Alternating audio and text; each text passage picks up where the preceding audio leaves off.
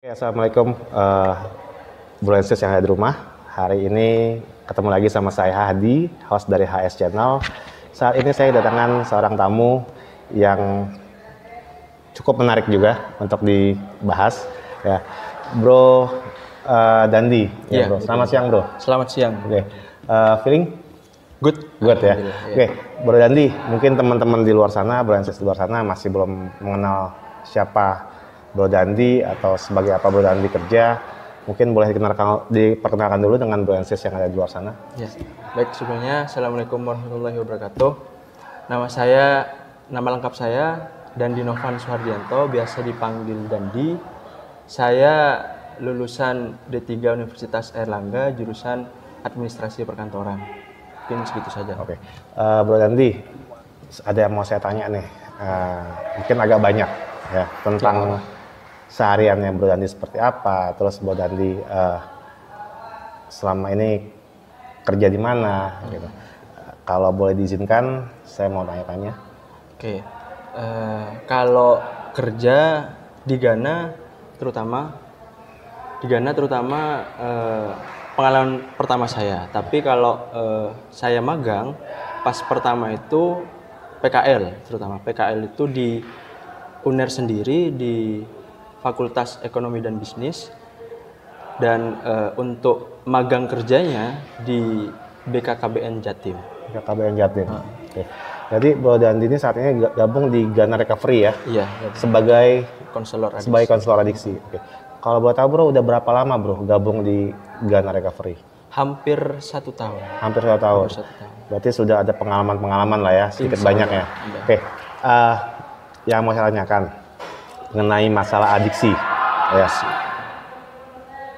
Seperti apa sih, Bos, seorang pecandu itu menurut Bro Dandi yang sudah hampir 1 tahun bekerja di Ghana Recovery? Setahu saya kalau seorang pecandu itu tidak bisa ditebak. Tidak bisa ditebak, jadi moodnya itu berubah-ubah. Jadi pas hari ini itu good, tapi belum tentu dia besok itu juga feelingnya good. Bisa jadi bad atau malah up and down. Jadi banyak yang dia pikirkan yang di luar dari nalarnya dia. Jadi tidak bisa diperkirakan ya? Tidak bisa diperkirakan. Jadi masih ya kita bilang masih abu-abu gitu. Kadang hari ini good, besok kadang sejam kemudian atau besoknya itu bad atau naik turun di hari yang sama. Seperti itu. Oke. Terus selama Bro Dandi 1 tahun menjadi konselor adiksi ya, bergerak di bidang ketergantungan barang-barang haram seperti itu, apa saja sih yang sudah Bro Dandi dapat pembelajarannya atau memang manfaat dari yang Bro Dandi dapat di Ghana Recovery? Alhamdulillah cukup banyak. Sebenarnya saya nggak ada basic sama sekali di bidang adiksi ini, Bro Hadi. Tapi yang saya pingin tahu dari hal ini, sebenarnya di setiap suatu hal itu pasti ada pembelajarannya di situ. Jadi meskipun jauh dari bidang saya, tapi saya pengen belajar sebenarnya. Nah, pengen belajar setelah beberapa hari kemudian sedikit demi sedikit mendalami adiksi itu seperti apa, terus pecandu itu seperti apa, terus cara dia make seperti apa. Jadi dari sana saya banyak belajar juga. Jadi bukan hanya kita yang menyampaikan motivasi ataupun arahan ataupun bimbingan, tapi kita juga banyak belajar dari mereka sebenarnya, dari kehidupan mereka. Jadi bisa jadi gambaran buat kita sebenarnya gitu. Jadi sebenarnya malah kita ya yang dapat pembelajaran dari mereka ya. Benar. Walau pecandu itu seperti apa dan penggunaannya seperti apa, terus ciri-cirinya seperti apa, itu juga bisa menjadi kita agar bisa mengantisipasi diri ya, supaya tidak menggunakan barang-barang seperti itu. Oke, kalau boleh tahu Bro Dandi ini aslinya pengguna atau bukan? Bukan pengguna. Jadi memang terjun di dunia adiksi ini karena keinginan tahuan. Keinginan tahuan untuk masalah pecandu ini seperti apa. Iya, seperti itu. Oke. Terus kalau ini agak sensitif nih. Nggak apa-apa. Penghasilan seorang konselor. Penghasilan seorang itu konselor. Oke. Cukup atau lebih, atau memang penghasilannya itu wah, atau perhitungannya seperti apa? Kalau dikatakan cukup, ya tergantung dari orangnya masing-masing ya kan. Kalau dikatakan cukup, tapi ya kalau apa ya, berdasarkan kebutuhan kita ya kan, ya manusia nggak ada cukup-cukupnya. Mau digaji segini, ya kalau apa ya, kebutuhan atau apa ya istilahnya, gaya hidupnya lebih tinggi daripada gajinya, ya sama aja nggak kira cukup, sebenarnya seperti itu. Jadi semua tergantung dari orangnya lagi ya. Oke. Satu digit, dua digit, satu digit. Satu digit. Bisa sampai ya tahulah bilang. Satu digitnya berapa? Bisa bikin 9, 10? Ya perkiraannya sampai segitu. Segitulah. Oke. Berarti cukup lah bro ya. Kalau hanya untuk menyambung hidup, gaji seorang konselor itu cukup. Tapi kalau memang untuk gaya hidup, ya kalau gaya hidup orang kan masih ya mau ini mau itu segala macam ya. Jadi nggak akan merasa cukup ya kalau untuk gaya hidup. Oke. Terus Bro Dandi, selama Bro Dandi juga terjun di dunia konselor, memberitahu atau mengarahkan anak-anak yang direhabilitasi agar bisa kembali ke jalan yang benar. Ya. Pelajaran apa aja sih bro yang memang sudah Bro Dandi dapat dari sekian lama, mungkin hampir setahun ya, pelajaran tentang hidup atau pelajaran tentang yang lainnya seperti itu? Ada yang apa ya, satu paling mencolok itu yang intinya berkaitan sama keluarga sebenarnya. Jadi apa ya, misal kayak seorang pecandu itu kan yang sudah beristri, terutama yang sudah berkeluarga, yang sudah punya anak, itu apa ya, ada yang memang keluarganya masih bertahan dan juga ada yang keluarganya sudah tidak bisa sejalan lagi. Tapi bagaimana caranya dia untuk bisa mengelola pikirannya, mengelola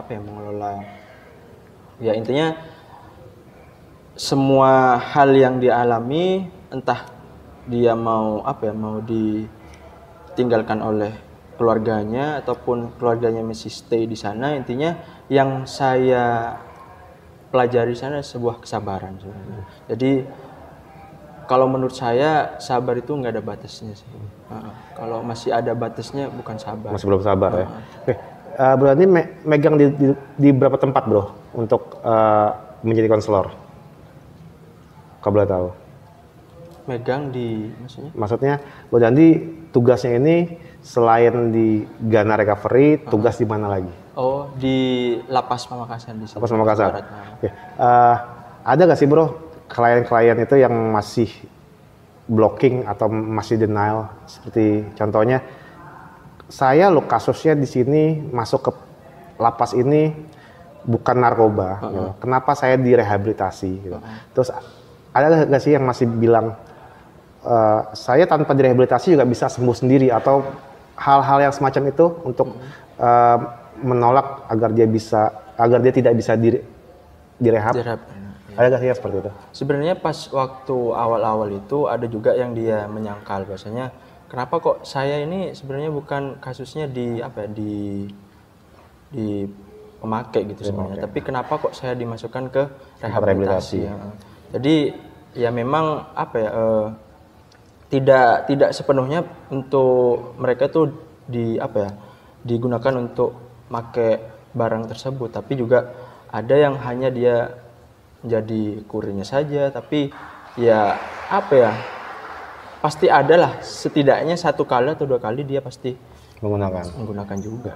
Jadi yang nggak terfokus, yang ikut rehab di lapas ini tidak terfokus dengan kasusnya bro ya, karena kebanyakan juga orang main kriminal untuk mencari uang, untuk beli barang-barang seperti itu. Jadi ya karena ketangkepnya pas kriminalnya, tapi sebenarnya dia juga ya pengguna. Seperti itu ya. Oke, jadi nggak harus kasusnya narkoba aja yang ikut direhabilitasi. Terus kalau boleh tahu lagi bro, rehabilitasi fungsinya itu seperti apa sih bro? Maksudnya gunanya rehabilitasi itu kalau boleh tahu ya, itu gunanya untuk apa sih? Sebenarnya kalau menurut saya gunanya mereka terutama mereka untuk direhabilitasi yang pertama untuk memulihkan kewarasannya mereka. Jadi bahwasanya narkoba ini ya nggak ada gunanya sebenarnya.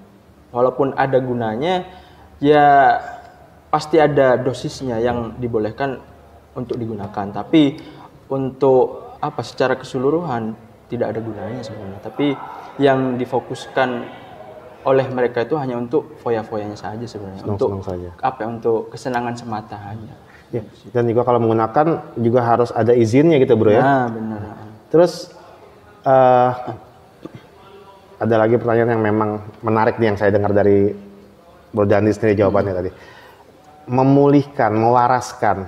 Apakah semua pecandu itu direhabilitasi sama seperti orang yang punya, maaf lo ya, keterbelakangan mental atau mungkin punya gangguan jiwa khusus itu, atau memang rehabilitasi narkoba ini berbeda dengan rehabilitasi yang lain-lainnya?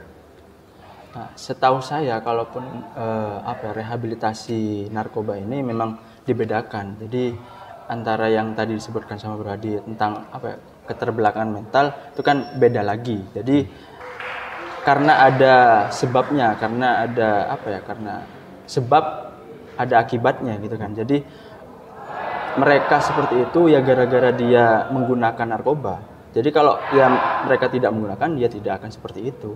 Menurut saya seperti itu. Selama Bro Dandi jadi konselor, berarti kan Bro Dandi sudah memegang banyak klien lah ya. Minimal 30 udah lewat lah ya. Di lapas aja 20 ya kan. Terus belum di tempat rehabilitasi yang lainnya. Iya. Umur berapa sih bro usia yang rentan terjebak dalam dunia narkoba itu? Kalau pengetahuan saya itu umur yang masih rentan itu yang remaja. Jadi emosi dia masih labil sebenarnya. Jadi gampang terpengaruh. Jadi disuruh ke sana dia ikut ke sana, disuruh ke sini dia ikut ke sini. Apalagi yang yang diiming-imingi dengan uang. Masih belum punya pendirian yang tepat ya. Saya mau seperti apa, saya mau bagaimana, masih mudah dipengaruhi seperti itu ya. Jadi usia-usia muda seperti itu. Oke, gini bro, ini yang sampai saat ini juga saya masih bingung nih ya. Yang kita lihat belakangan ini kan banyak artis-artis ya, banyak selebritis, orang-orang yang mempunyai uang ya, tertangkap, semuanya itu direhabilitasi ya. Sedangkan orang yang ekonominya menengah ke bawah ya, menengah ke bawah dengan barang bukti yang bahkan lebih sedikit dari artis-artis itu, terus juga pengguna sama-sama menggunakan, kenapa harus dipenjarakan? Sedangkan jelas barang buktinya itu sama-sama si artis, atau mungkin banyakkan si artis, sampai si artis bisa direhabilitasi, si pengguna dengan ekonomi menengah ke bawah itu kenapa harus dipenjarakan? Apanya yang salah? Sistemnya kah yang salah? Atau orangnya kah yang salah? Atau memang undang-undang yang salah? Mana yang masih harus diperbaiki? Oke, sebenarnya kalau dibilang sistem yang salah, terkadang orangnya juga ada yang melakukan penyelewengan. Tapi juga terkadang ketika orang tersebut sudah melakukan suatu kebaikan di jalan yang benar, tapi sistem juga tidak bisa tidak bisa mewadahi, juga repot sebenarnya. Jadi kalau soalnya hukum yang ada di Indonesia itu ya itu tadi, tumpul ke atas lancip ke bawah sebenarnya. Gitu. Tumpul ke atas lancip ke bawah. Oke. Jadi yang harus diperbaiki apanya nih bro? Maksudnya semuanya memang harus diperbaiki agar bisa adil seperti itu, atau memang ada hal-hal tertentu yang memang harus diperbaiki? Kalau menurut saya ya memang harus dua-duanya yang harus diperbaiki. Jadi tidak hanya di satu sisi saja, tapi harus di sisi yang lain juga harus diperbaiki biar sama-sama bisa berbenah diri untuk maju yang lebih baik sebenarnya.